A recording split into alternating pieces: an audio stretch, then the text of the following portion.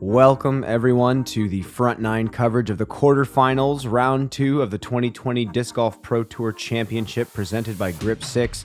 I'm Brian Earhart, joined here by Nathan Queen yet again, and we have a brand new card and pretty much a brand new field of players today. Yeah, we've got 12 guys looking to move forward to tomorrow. 4 of them are going to be able to move on. Top 4 scores from the 12 guys here. Again, we're here at Hornet's Nest Park in Charlotte, North Carolina, and ready to get the action started.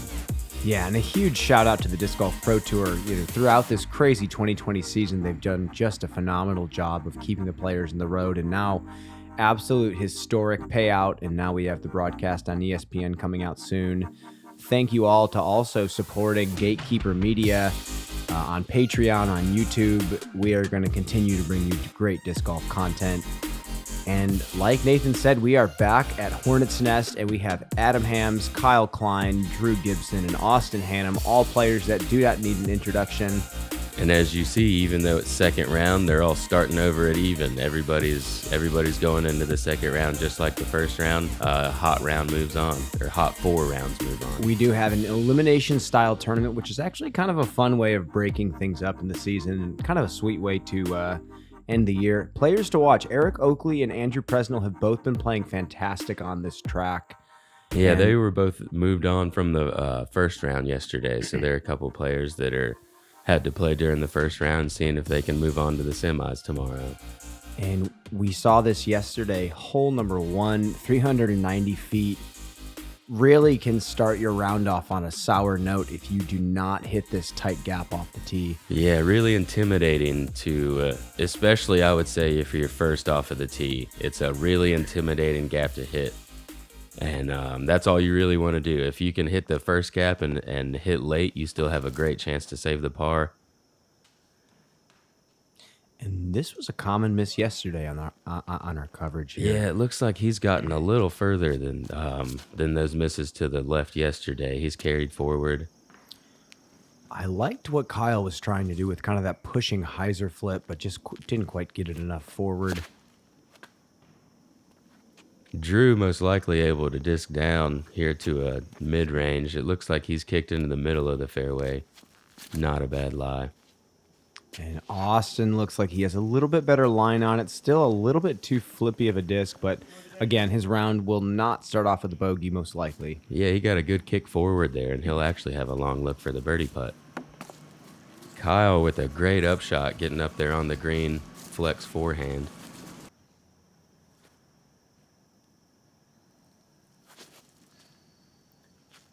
Drew throwing just a simple putter shot to the basket. That's about 15 away.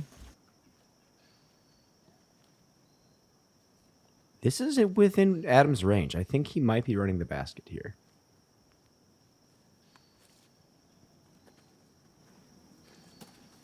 Yeah, he was definitely giving that a run. Long look, though. And even though we're seeing some guys just kind of pitch up to the basket here, besides Austin right there, nobody's going to be too upset with how they've played the hole. He's definitely wanted to give that a better bid after that good kick forward, but nobody's upset with the par that they got here. Everybody hit the gap to begin with and made it at least halfway down the fairway, and we're able to scramble up here and get on the green to get a par.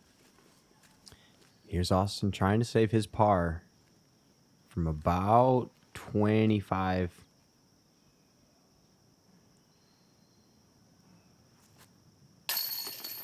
Good putt.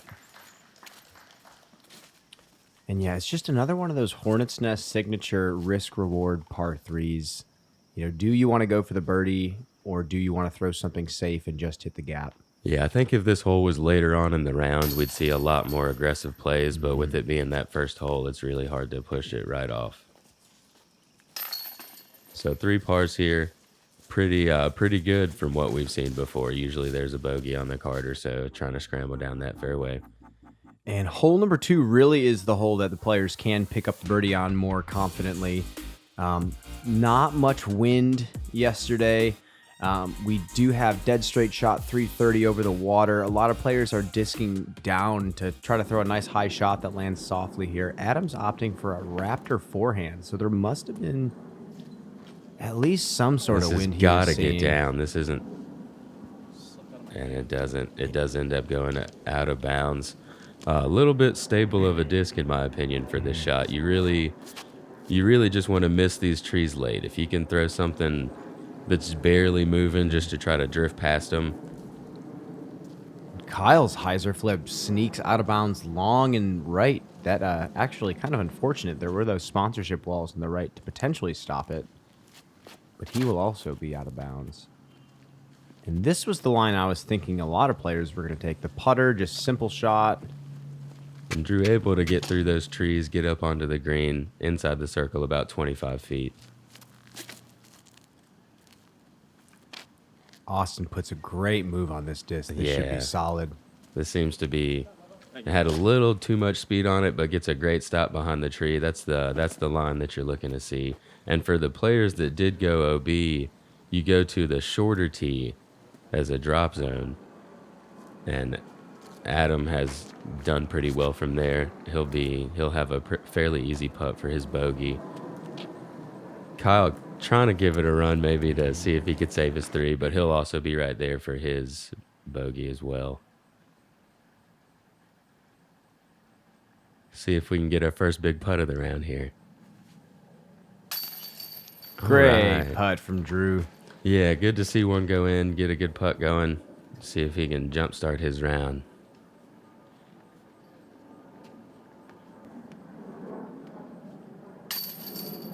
And some unfortunate bogeys here, but there is still some time on this front 9 to get those bogeys back, get a lot of birdies before you move into the back 9 where it's a little tougher to score.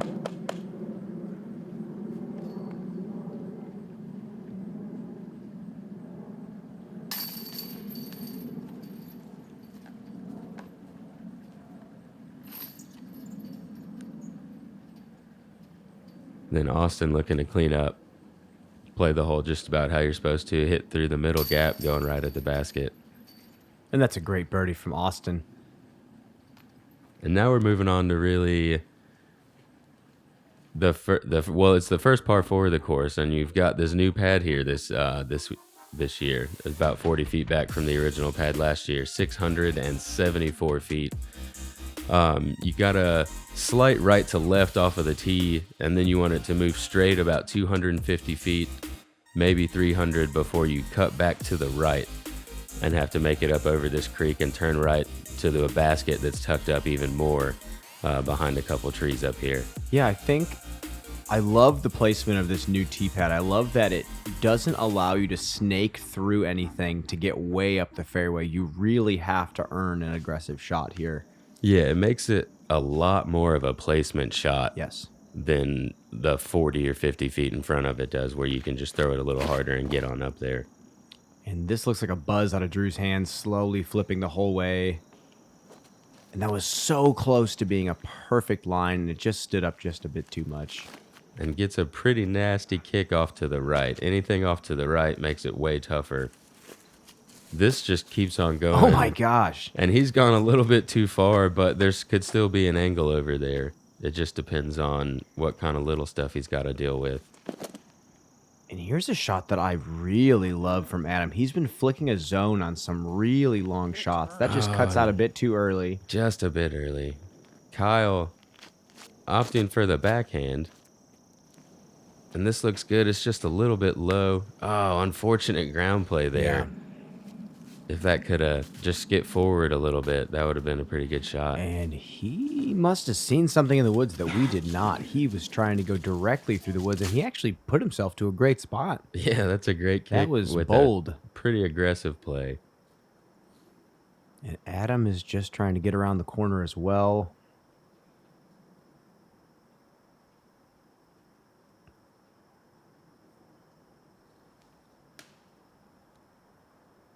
And he does get it up and out, and that's a great shot from in there. He had to go down to a knee just to hit a little gap. It looks like Drew is trying to do something similar. This right side, there's just so many little things hanging off of trees and leaves, and they're all making it look pretty easy to get out of there, and it's really not. Austin trying to throw a big high flex forehand to get up to the basket and could not capitalize. He will have a pretty simple up and down for a par. Yeah, so nobody got to the placement that you really want off of the tee. Austin went too long and everybody else kind of came up short, and you're seeing that there's not really a chance to get that birdie if you don't get in that right placement. After Kyle kind of kicks into the jail on the right side, Adam has a nice, pretty easy up and down.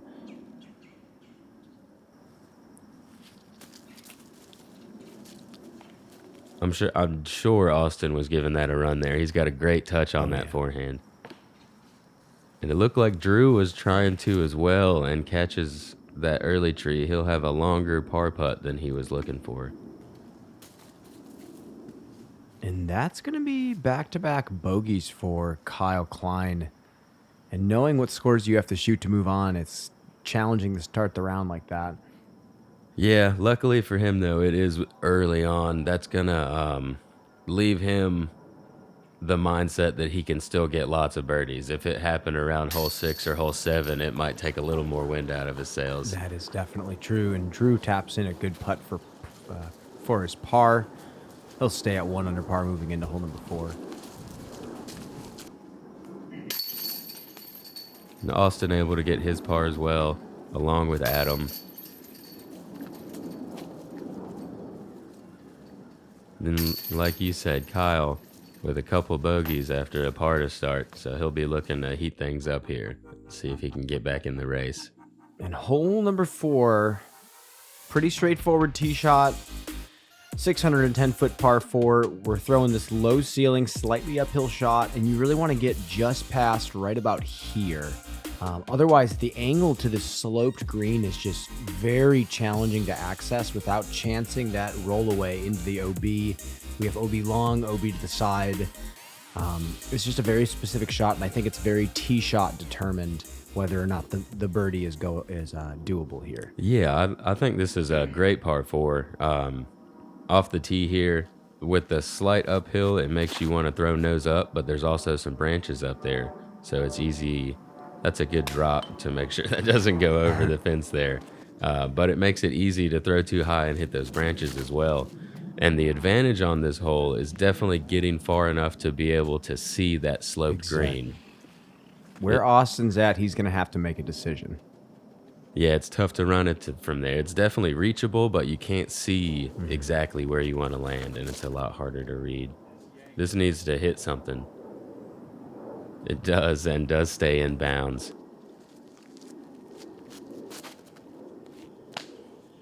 And that's got to drift right a little bit more. And that's a great roll off of Yes. that fence. If he would have just dropped and sat there, he would have been pinched off and had a much more difficult shot to throw. And it looks like Adam is conceding, and he's going to just try to take the par here. Yeah, that's a great play from where he was at. It's pretty far back there. Austin, Oh, however, no. is going for the green. If this can carry forward enough. Oh my gosh, what a shot from Austin. That looked a little bit too high right, and he played it perfectly. Yeah, he just pushed it. He had enough speed on it to push forward rather than hyzer out, and it came into the green just perfect. And both of them just hit the ground and flopped over. No chance of rolling. 2 fantastic sidearms. Drew trying to go for the 3rd one in a row, see if he can do the same little flop over. A little bit lower on the hill. He'll have a pretty steep uphill putt there. And Adam taking advantage of his par play, putting it close.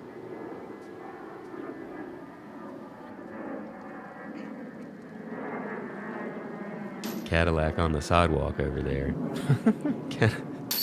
Drew coming up just a bit low. He'll tap in his par along with Adam. And pretty good way to play the hole here. Couple birdies, couple pars. It shows par there for Austin. I think that was a birdie though. Yes. Definitely a 3 there for Austin. Drew's going to tap out his par. And we will see you on hole number 5. Hi, this is Dave Felberg, the 2008 Disc Golf World Champion, and I'm here today to talk to you about Pro Pool and their training products. I used to be a dipper. Some people are rounders. To break that habit, you need a Pro Pool. You hook it up to a wall or tree, it'll break your habit. New release, practice poles. You put them together, you stick them in the ground, there's a flag on top, you throw around them, help you accuracy, prepare for your tournament without having to go to the course. This has been Dave Felberg with Pro Pool Disc Golf. Go to propooldiscgolf.com and try our products today. Hole number 5, 585-foot par 4. Another one of those holes that you really want to push forward towards these middle two trees if you do want an easy look at the birdie. The farther back you are, the tighter this gap is, and the harder it is to maneuver around this tight, pinching OB on the right side. And now you also have to land the disc on this super sloped hill. So it's really kind of a pick your poison hole. Yeah, even though it's out in the open, there is still 2 separate gaps that you have to hit. It makes it a well-shaped shot that you have to throw along with that OB on the right side, which this is pushing. Oh, no. And it floats just too far to the right. Kyle's put a great move on this shot. Yeah, if this flattens like it is, that's a great Perfect. shot. He's not past those trees, but he doesn't have to hit a gap through them, so he's got a pretty open look towards the green. And this has got to get down. It does not. Man. Gets a skip off the road, and he'll have he'll be able to play down the road if he wants to the green, but he will be throwing his 3rd shot from there. Adam throws a Zeus. Looks like this is low enough to miss that OB. That's in a good spot. Yeah, great shot. He's about the same spot as Kyle over there. And like you said, Drew's going to play off the road, and that puts him inside circle 1. Great shot. Austin going to be trying to get in the circle after his OB shot as well. This pine straw we were talking about yesterday is very fast. He almost scoots out of bounds, but stays in right about circle's edge.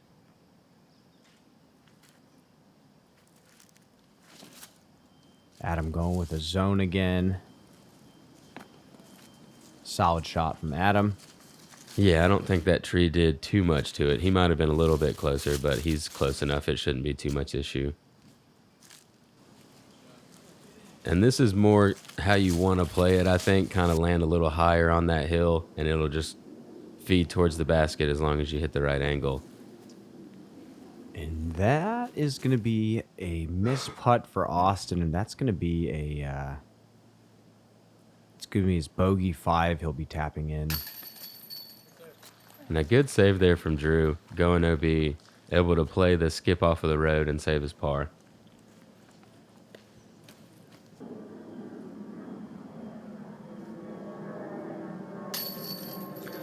Oh no, after he pulled his par putt a little bit right, and it seems like there's a little overcorrection there and left it a bit high left and just with the angle of the hill, and that's unfortunate. He's going to be tapping in a double bogey now after watching Adam tapping in a pretty easy looking birdie along with Kyle.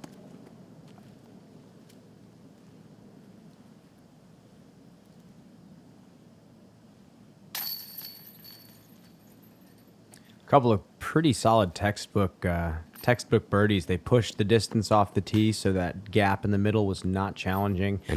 And Kyle, after those 2 bogeys, is back to even now. And we will move on to hole number 6, par 3, 453 feet. Plays a little bit longer than that. OB all along the right side.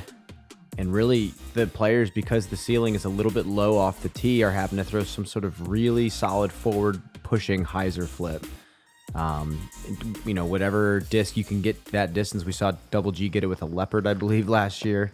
Yeah, it's a pretty difficult par 3 to access if you don't have elite power. This looks pretty good out of Kyle. As long as it gets a little bit of fade, it should skip back in bounds. Oh, man. Great shot. As I was talking about elite power, he has it. So he's long of this 453-foot hole. Great shot. Still in the circle. This is high right. And not a good kick. Doesn't get a good play off of the tree. Kicks OB. will be pretty far back and still have an upshot to get up on the green. And I think Drew was trying to play that road skip on purpose, and I just don't think he got the hyzer on it that he needed. Yeah, that turned right out of his hand. Austin, after a double bogey on the last hole, he's going to be looking to get up there and have a look at it. Gets it a little bit too high to actually reach the green, but he does have a circle 2 look.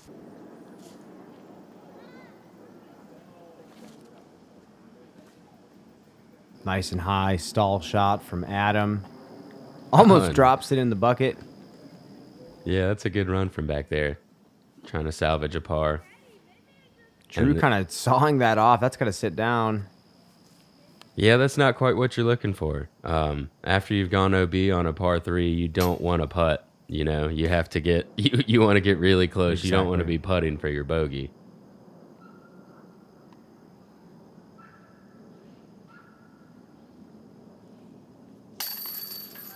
Ooh, nice catch by the basket there. That last chain link kept it in. Slides on through and dancing a little bit, but he gets his 3rd birdie in a row after a couple bogeys. So maybe a little trouble is what he needed to get started. Exactly.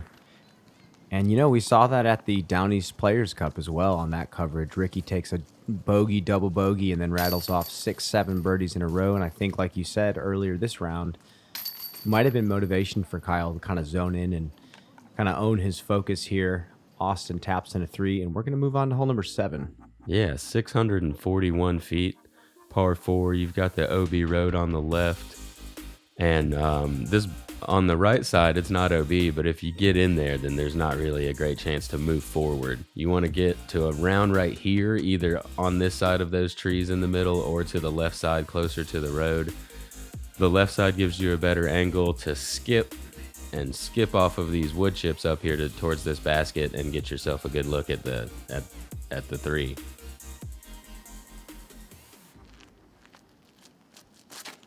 After 3 birdies in a row, Kyle has the tee.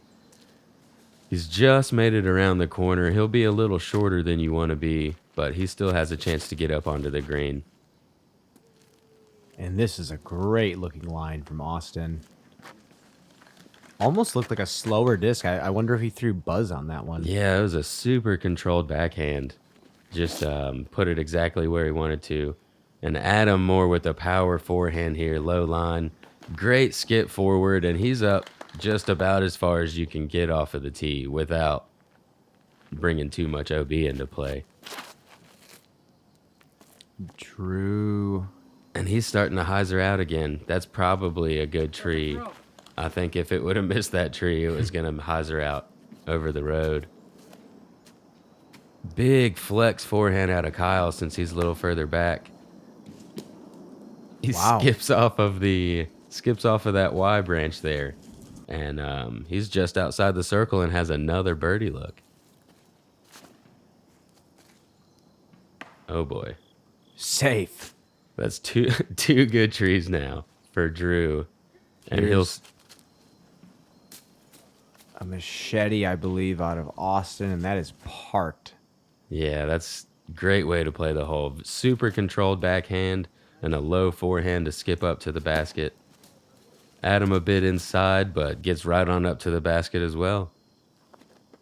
This guy's playing this hole pretty well. Drew with a couple fortunate kicks, and it looks like he's going to be able to scramble his way on up there for the par. Focus in his eyes. 4 in a row. Kyle is starting to feel it. And again, that confident flex forehand that he threw in his second shot, you can tell that he's really dialed in right now. That was a really committed line. Yeah, he's feeling good, ready to set a hot score and get on to tomorrow's semifinals. Adam with a good birdie as well, bouncing back from that last hole.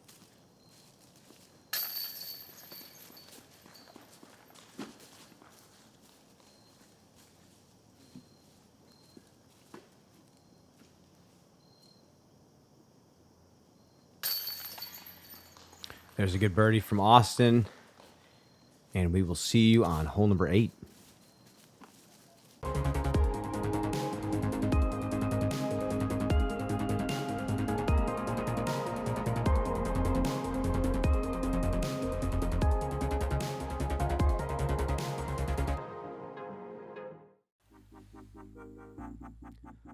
Hole number 8, par 4, 534 feet. Very placement-oriented par 4. Distance is not that necessary on this one. You want to get that drive either on the inside gap or the outside gap, whatever you're comfortable with, and try to land it about here. And then you'll have the easiest look at the basket through the gap that the drone is flying, but there is some lower percentage scramble options if you are out of position. Yeah, I'd say this is really the start of where you enter the woods for pretty much the rest of the course. There's a couple other open throws, but once you navigate this Mando to the left side, you see Kyle going out on the wide gap you were talking about, and he's put way too much power on that. He'll still be out of position. Austin Hannum with a super aggressive forehand roller. And that was looking pretty good if it hadn't caught that last tree. I think he was going to be up there with a really easy look. Adam's drive looks like it has what it needs.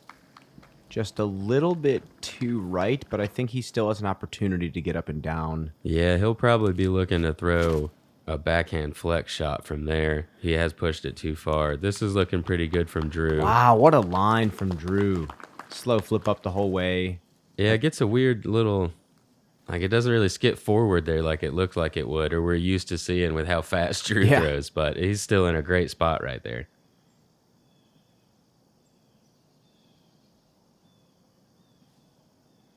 Kyle trying to manufacture something after going too far.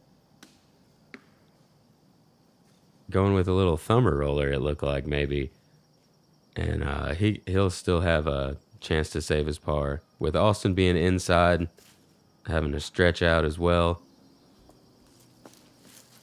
Really not too shabby from where he was at. Yeah, it gets up there pretty good. It looks like the right side's fairly open. And Drew, after being in a great spot off the tee, gets just past the last tree, and he's inside the circle about 20 feet.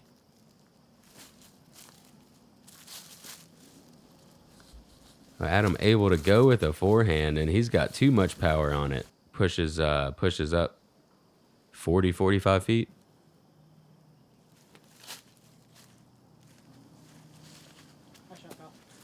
Solid landing there from Kyle. Nice little nose-up Anheuser with the tactic, I believe. Here's a big birdie putt. Oh, there we go. Great putt from Austin. That's got to feel good. And the double bogey has been erased officially. Yeah, back-to-back birdies there. One tap in and then one 40-footer. So I was waiting for that rewind. I figured we were going to get that. Nice and smooth. Oh, yeah. Smooth hyzer putt. No wobble on it. Dead center. I'm sure he knew it out of his hand. Everybody else watching is like, oh, man, is it going to hyzer back? Oh, yeah. Great putt there. And here's Adam from a pretty similar distance.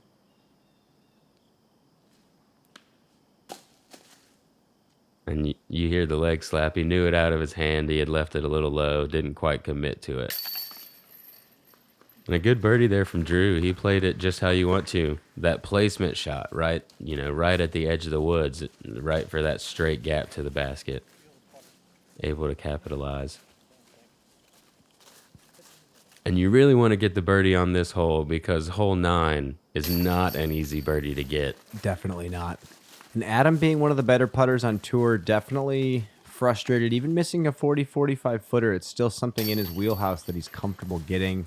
Yeah, we've got Kyle and Austin 2 down through 8, Drew 1, and Adam sitting at even. So they're looking to fight. And hole number 9, if you are a backhand right-handed player, you better have a solid hyzer flip game on this shot. 430 feet, you have no room to swing a hyzer wide, but no room on the left side to hit the gap with any flex. So it's just a very forward pushing hyzer, and also it's 430 feet. Yeah, if you push it a little, I think the safer play is to push it a little bit wide. There's some trees late on the fairway. You could possibly sneak through.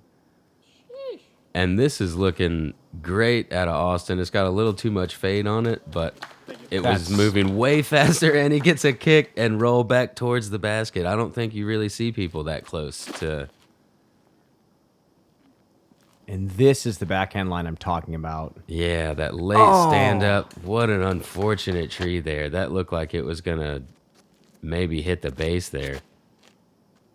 Something super flippy out of Kyle's hand. What a controlled hyzer flip. Wow. I love that these holes are shaped for that shot. That is a tough pro level shot. That is such a gorgeous shot to watch. That's one of the first type of shots that I learned how to throw, and it's always been my favorite to watch. Just a hyzer stand up to no fade at all. Just a beautiful shot from Kyle. And that's going to sit down. Adam puts himself to about circle's edge on the elevated basket. And here is a birdie putt from Kyle. Yeah, and this will be for his 5th birdie after a couple bogeys early. And sinks it in there to finish 3 down on the front 9 with a couple bogeys. So, couple bogeys getting him started. He was not happy. He knows he's supposed to be towards the top, and he's making sure he's getting there. And Drew really just kind of flubbing a few of the crucial shots you need to hit here. He'll finish 1 down for the round, and Adam just couldn't get the putts going this Adam round. as well, just with those couple bogeys. And Austin, he's had 1 bad hole so far, but he's sitting right here for his 3 down for the front 9 as well. And that's a solid score. I mean, there's a lot of work to be done in the back 9. I think he did his job. And and a good start from a couple of the guys here on the card. They know the back 9 is tougher to score on, but it's definitely still scoreable. So probably looking to get to 5 to 7 down to try to move on for this round. as you can see, the mark is being set right now. Thomas Gilbert in the lead with Eric Oakley at 5 under par. And we will see you on the back 9. And make sure to subscribe to Gatekeeper Media on YouTube and check out their Patreon. We'll see you guys out there.